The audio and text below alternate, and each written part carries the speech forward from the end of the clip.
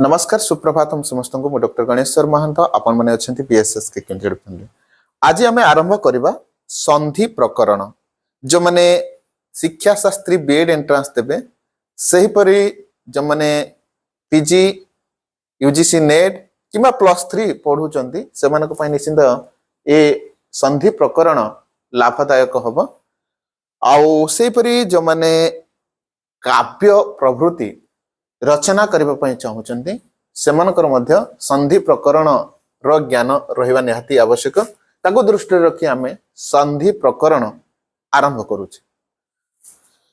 तो संधि कोन? संधि शब्दर अर्थ मिलन। ठीक अछि, संधि शब्दर अर्थ होची मिलन। व्याकरण शास्त्र को जदि देखिबा व्याकरण शास्त्र रे परस्पर सन्निहित दुईटी वर्णर मिलन को संधि बोली कहा जाय। व्याकरण शास्त्र रे दुईटी वर्णर एकाठी हबा को संधि बोली कहा जाय, मिलन को संधि बोली कहा जाय।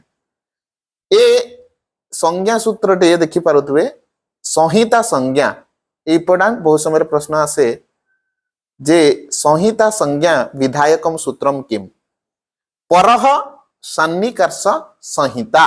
परह नाम अत्यंत, सन्निकर्ष नाम निकटवर्ती हवा ही संहिता अटे। तबे इति स्पष्टता अछि वर्णानाम अतिशयितः सन्निधि संहिता संज्ञः स्यात्। वर्णानाम अतिशयितः सन्निधि संहिता संज्ञा स्यात्। तबे एतिर प्रतीत होउछि संधिर अन्य नाम संहिता। ठीक अछि, संधिर अन्य नाम होउछि संहिता। संधि करा जाउथबा दुई वर्ण मध्यरे अन्य कोनसी तृतीय वर्णर अवस्थिति न थाए। देखंतु संधिटी दुई गोटी वर्ण मध्यरे हुए, गोटे होची पूर्व वर्ण आ गोटे होची पर वर्ण। पूर्व वर्ण पर वर्ण ना मध्यरे संधि हुए, दुईटी वर्ण मन रखिबे, दुईटी वर्ण मध्यरे संधि हुए। आपण माने जानितबे कि जो माने प्रारंभिक ये संधि प्रकरण रे पढुचंती ताका पई विशेष करी ये व्याकरण दर्पण ग्रंथटी बहुत लाभदायक हबो। ताकू दृष्टि रखी ही मु ये प्रारंभिक ओडिशा सरकार द्वारा प्रकाशित ग्रंथ व्याकरण दर्पण को मु धरिछि। तो संधि करा जाउथबा दुई वर्ण मध्यरे अन्य कोनसी तृतीय वर्ण अवस्थिति न थाए, अर्थात दुई वर्ण मध्यरे संधिटी साधित हुए। तेणु सर्वदा देखंतु सर्वदा सब बेले व्यवधान रहित, व्यवधान नथिबो, दूरता नथिबो, अत्यंत समीपवर्ती दुईटी वर्ण मध्यरे संधि हुए। ठीक अछि, व्यवधान रहित, दूरता नथिबा, एकाठी समीपवर्ती हेइतबा, निकटवर्ती हेइतबा, अत्यंत समीपवर्ती दुई वर्ण मध्यरे संधि होइथाय। ठीक अछि, तापरे संधिर आवश्यकता कौन? संधिर आवश्यकता कौन? देख, उच्चारणगत सुविधा। यदि संधि ज्ञान रही तेबे उच्चारण सुंदर उच्चारण करि पारिबे, कोनोसी शब्द पदर उच्चारण करि पारिबे। उच्चारणगत सुविधा, श्रुति मधुर भावर आनयन एवं वर्ण संकोचन ही संधिर उद्देश्य। तेबे संधिर उद्देश्य होउछि उच्चारणगत सुविधा, श्रुति मधुर भावर आनयन एवं वर्ण संकोचन। वर्ण संकोचन कौन ना वर्ण गुड़िक एकाठी करवा, जा विस्तार हेकि थिबो ताकू संकोचन करि देई परिबा हमें, ए संधिर उद्देश्य। ठीक अछि, ए कथा सत्य जे भाषा रे समस्त स्थल रे संधि बाध्यता मूल नुह। तेबे बाध्यता मूलक नुह केतेबेले ना भाषा रे, जेतेबेले आमे भाषा प्रयोग करूचे, कथा कहूचे, सेतेबेले संधि बाध्यता मूलक नुह। ठीक अछि, याकू ध्यान देबे। कोठी कोठी बाध्यता मूलक आमे आगे को आलोचना करबा निश्चिंत। संहित एक पदे नित्या नित्या धातु उपसर्गयोः नित्या समासे वाक्ये तु सा विवक्षयाम अपेक्षते। एठारे संहिता शब्दर अर्थ होछि संधि। देखंतु ए बिंदु जानिबा निहाती आवश्यक।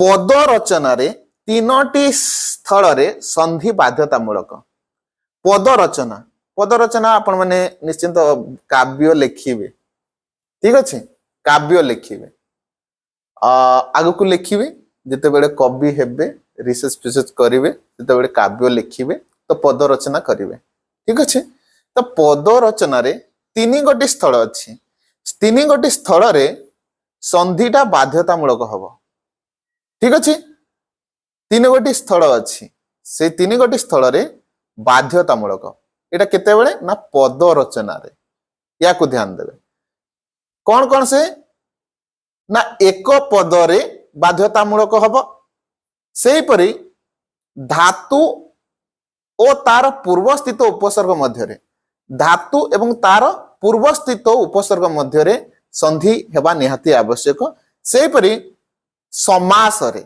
ए तीन गोटी स्थल रहिछि पद रचना जते बेले करा जाउछि सेते बेले बाध्यतामूलक एही स्थल रे संधि हेबो एक पद रे हेबो धातु तार पूर्व स्थित उपसर्ग मध्य रे हेबो समास रे हेबो तो उदाहरण में देखिबा एक पद रे एठी देखि पारुतबे गेय युक्त अकह है ना एक पद अछि गेय अछि गायक हेछि संधि हेछि हां ए उदाहरण गुडी को बहुत समय रे आसे है ना ए उदाहरण गुडी को ही आसे से कहि दो गायक संधि विच्छेद करो गेय युक्त अकह ठीक अछि भ युक्त अति भवति ए मध्ये भ एक पद अति अ संधि हेइ भवति हेछि से परि धातु और तार पूर्व स्थित उपसर्ग मध्य रे देखंतु एठी धातु अछि इक्षते अछि इक्षते अछि ता पूर्व रु के अछि ना अप अछि ठीक अछि तो ए धातु एवं तार पूर्व स्थित उपसर्ग अप इक्षते रो पूर्व रे अप उपसर्ग अछि ता मध्य रे संधि हेछि एटा बाध्यतामूलक केते बडे ना पद रचना रे से परि अभियुक्त अस्यति ये मध्ये अस्यति अछि तार पूर्वरु उपसर्ग अभि अछि अभ्यस्यति अछि हेछि से परि समास रे मध्ये बाध्यतामूलक संधिटी जेमिति कि कुश युक्त आसनम कोन हेछि कुश आसनम गण युक्त ईश गणेश या को ध्यान देबे जे पद रचना रे संधिटी बाध्यतामूलक से एक पद रे एवं दुई धातु तार पूर्व स्थित उपसर्ग मध्य रे आउ समास रे ए तीन गोटे स्थल रे संधिटी बाध्यतामूलक हबो ए तो देखिले हमें पद रचना रे देखो वाक्य रचना रे कोन कहा जाउछ वाक्य रचना रे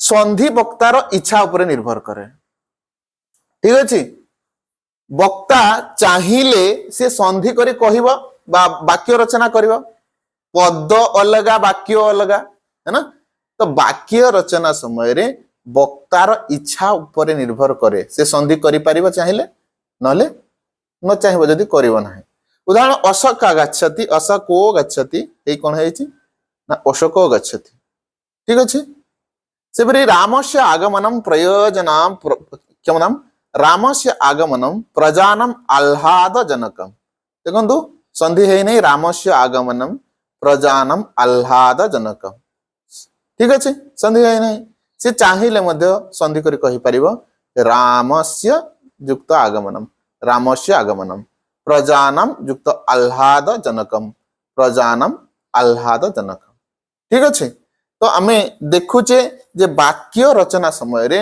वक्तार इच्छा ऊपर निर्भर करे से संधि करी कहि परिबो वाक्य रचना करि परिबो नचेत संधि विहुन मध्य वाक्य रचना करि परिबो जदि संधिर ज्ञान नथिबो ठीक ज्ञान नथिबो तबे को समस्या हबो संधिर सम्यक ज्ञान नथिले प्राचीन ग्रंथ अध्ययन करी हृदयंगम करिबा संभवपर हुए नाही आमे प्राचीन ग्रंथ गुडी को अध्ययन करि परिबा नाही तार अर्थ बुझी परिबा नाही है ना जदि संधिर सम्यक ज्ञान न थाए अब आमे तो देखिले वाक्य रचना तो हेइ जिवो किंतु पद रचना आमे करि परिबा नाही है ना संधिर सम्यक ज्ञान नथिले प्राचीन ग्रंथ गुडी को आमे अध्ययन करी अर्थ बुझिबा आम पक्षरे संभवपर हबो नाही संधिर केतेक प्रधान नियम निश्चित रूपे शिक्षणीय एमिति किछि प्रधान नियम अछि ना सेई गुड़िक जानिबा निहाती आवश्यक।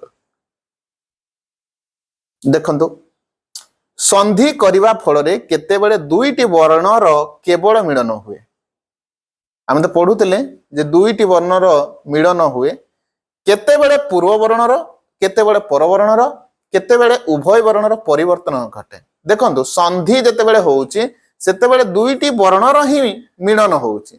मिलन हेबा हेतु सेठी कोन विकार आसुची कोन सेठी कार्य होउची ना केतेबेले पूर्व वर्णर परिवर्तन हो जाउची।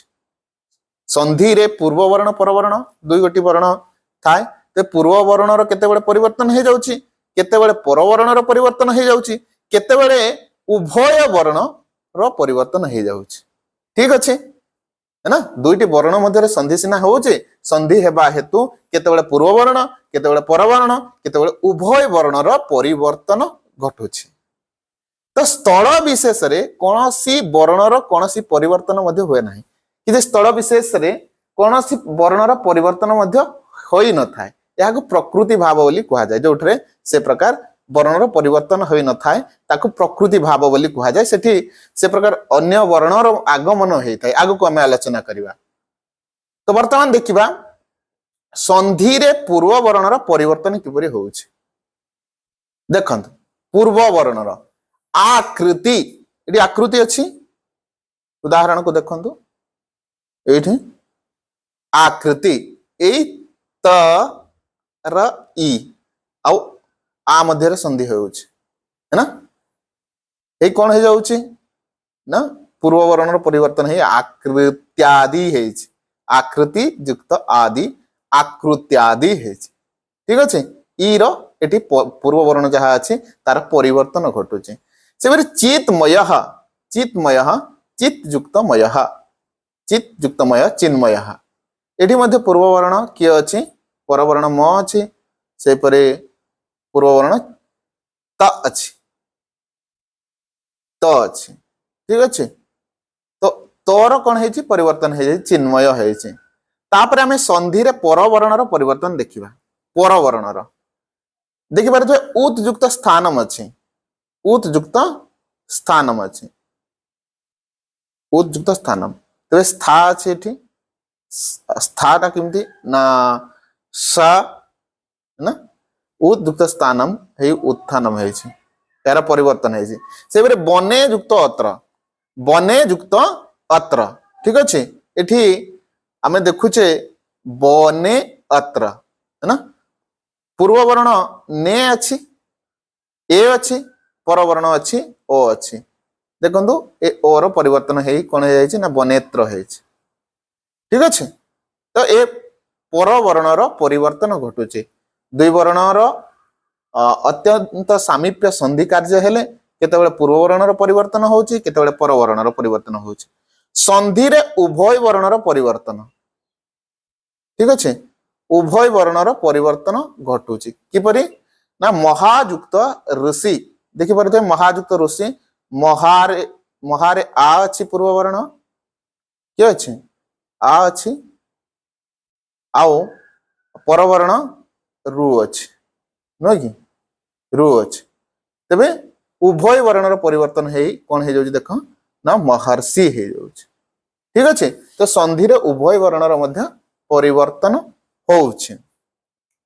सेपरि संधि रे प्रकृति भाव संधि रे प्रकृति भाव तो स्थल विशेष रे कोनसी परिवर्तन न होबा आगम होबा।